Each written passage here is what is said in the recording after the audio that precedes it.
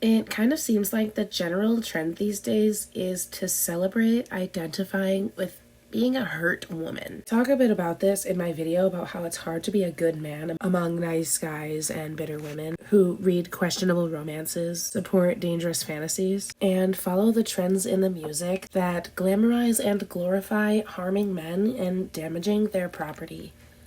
So how does the crazy woman rhetoric harm women, and how do women contribute to it? But also, how can men encourage it?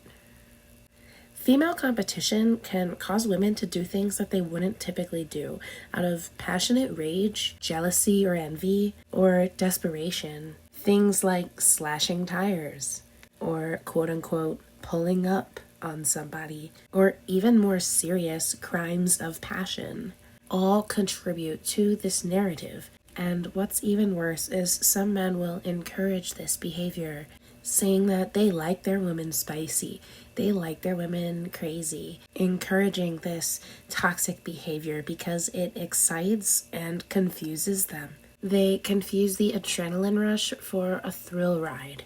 Your nervous system feels like you're on a roller coaster, but in reality, you're poking the bear, and you think it's cute.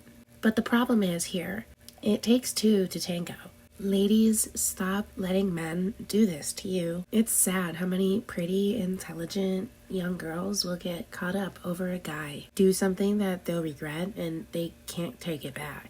This is why I preach not making it easier for this type of guy to be able to spew this type of narrative. Don't give them fuel to support their fire. Fight it with compassion. I'm always talking about the culture of reactivity and how it's bite now, think later. And are we as women not 50% of the culture? We are about half of society. Kind of like I said in my video about being a good man, it's almost fulfilling the prophecy that self-sabotaging men place upon us.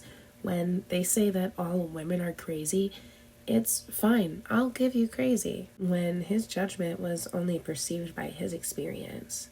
Kind of like how maybe a single mother who's only ever been done wrong will say, all men are the same. It's basic psychology that until you clear those beliefs within yourself, that's all you're going to notice. And even if you do find a man who's worth his salt, you're probably going to sabotage it unless you heal first. The pressure is immense, don't get me wrong, but in a way, I think we forget that having this immense pressure gives us the privilege to experience life in more colors, so to speak. We get to experience life a little more vividly. So what can you gentlemen do to challenge the rhetoric that all women are crazy?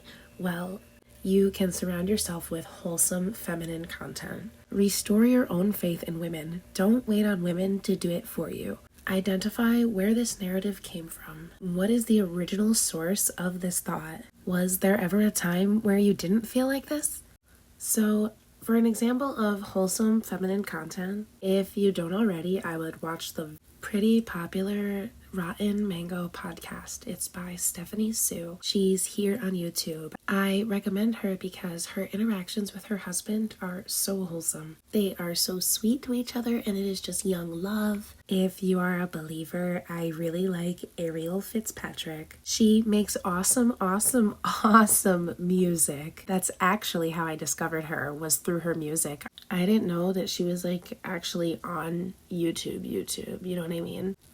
And not just music videos, she's her own little cute little self on there. I literally love her. If you're a gentleman who lives by yourself or you spend a lot of time cleaning up around the house, throw on one of those time-lapse videos of moms cleaning their houses. More often than not, you'll have a few clips in there of her really loving her children. A channel that I really love that you can tell that it's not performative is Fearfully Created. Her community is really genuine, and I've been following her for a long time. Hopefully these few recommendations help restore your faith in femininity, I suppose.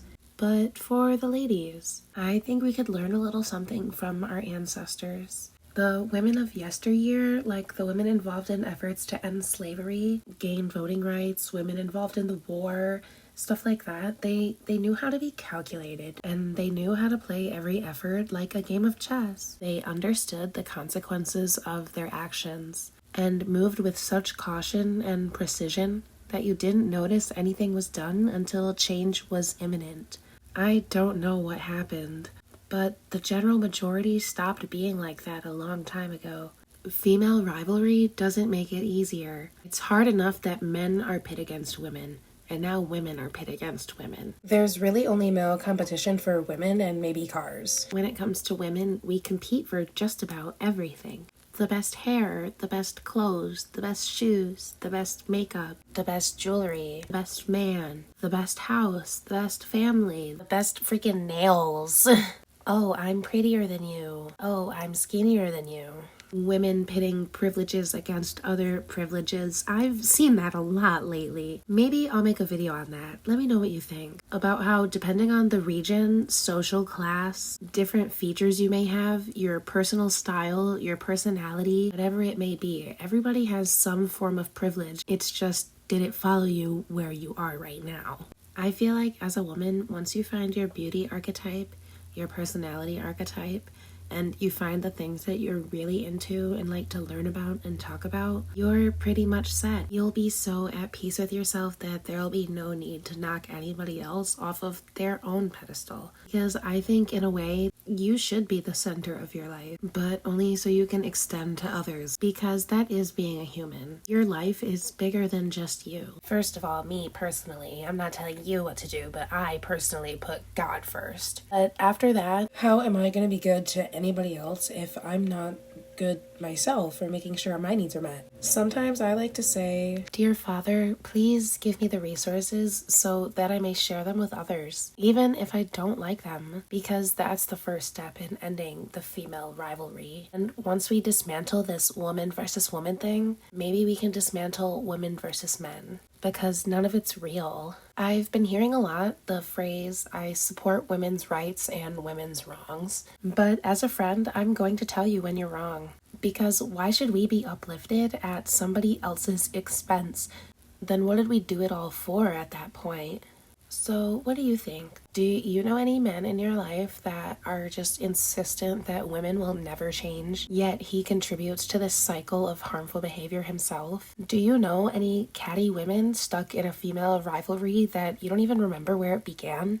Or even worse, do you know somebody who's taken it too far over something silly? Somebody who went full Carrie Underwood, full Rihanna, breaking dishes all night? Leave your thoughts down below. If you want to hear more thoughts like this, feel free to like and subscribe. Now, please go and have the most blessed day. And remember not to ever let anybody get under your skin. First of all, it's not that deep. Second of all, don't affirm any beliefs they may have about you. Learn how to be calculated and consider the positive and negative consequences of every action.